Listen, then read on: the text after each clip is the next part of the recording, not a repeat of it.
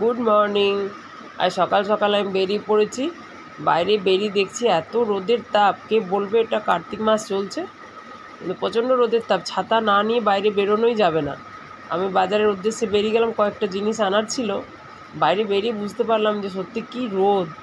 আর দেখো এই গাছের তলায় কী সুন্দর একটা শিব ঠাকুর, এত ভালো লাগছিল দেখতে। একজন বাড়ির বাইরে ফ্ল্যাটের নিচে এরকম করে বসিয়েছে। দিয়ে আমি বাজারে গেলাম, বাজারে কয়েকটা ফল আর সবজি নেওয়ার ছিল, আর দুধ নেওয়ার ছিল, সেই জন্য বেরিয়ে পড়েছি। কিন্তু যাব কি, ঘেমে নে একসা, এত গরম লাগছে, এত রোদের তাপ না, মানে ওয়েদার প্রচণ্ড খারাপ। এই করতে করতে আমার বাজার করা হয়ে গেল। বাজার করে বাড়ির উদ্দেশ্যে আবার চলে আসছি। আগে কী হতো, এই কার্তিক মাসের সময় এত ঠান্ডা পড়তো, কি ভালো লাগতো। তখন মা ঠাকুমার কাছে শুনতাম যে কার্তিক মাসে লেপ ঢাকা নেওয়া যায় না, মানে ঠান্ডা এত পড়তো, সেটা বোঝাতে চাইছি। তখন আমাদের লেপ ঢাকা নেওয়ার জন্য ইচ্ছে করতো, কিন্তু কম্বল নিতে হতো। কার্তিক মাসে নাকি তার মানে কী বলতো, কার্তিক মাসে তখন কত ঠান্ডা পড়তো যে আমাদের লেপ নিতে ইচ্ছে হতো। আর এখনও বছরের মধ্যে ওয়েদার কত চেঞ্জ। যাই হোক, বাড়িতে চলে এলাম। বাড়িতে এসে ব্রেকফাস্ট খাওয়া হয়ে গেছে। এবার দুপুরে ভাবলাম একটু আজকে ডিম দিয়ে বিরিয়ানি বানাবো, এগ বিরিয়ানি করব। তার জন্য প্লেন যেরকম করে ওইভাবে করলাম, কিন্তু কেউ চিকেন দিয়ে করতে ইচ্ছে হলো না। পুজোর সময় কটা দিন এত চিকেন খাওয়া হয়েছে, চিকেনের বিভিন্ন রকম আইটেম খাওয়া হয়েছে, চিকেন খেতে ইচ্ছে করছিল না।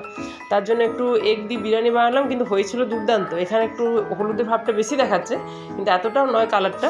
যাই হোক, তো তোমার খুবই ভালো রান্না হয়েছিল বিরিয়ানিটা, কিন্তু দেখেই বুঝতে পারছো যেমন চিকেন বিরিয়ানি হয় ওরকমই কিন্তু টেস্ট হয়েছিল। শুধু চলো আমরা মা মেয়ে বেড়ে এবার খেয়ে নিই। তোমরা দুপুরে যারা যারা এখনও লাঞ্চ করনি তারা করে নাও।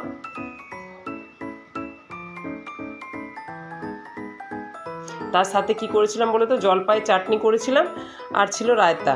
এই মিলে আজকে আমাদের দুপুরে লাঞ্চটা ভালোই হয়েছিল। তারপর এবার বিকেলবেলায় দেখো, বিকেলে আমরা নিচে নেমেছি সন্ধ্যেবেলায়। নিচে কি সুন্দর হলুদ রঙের দুটো জবা ফুল ফুটেছিল, এত ভালো লাগলো দেখে। ভাবলাম একটু ছবি তুলে রাখি, তোমাদের দেখাবো। মা মেয়ে আমরা সন্ধ্যাবেলা একটু বেরিয়ে গেছিলাম।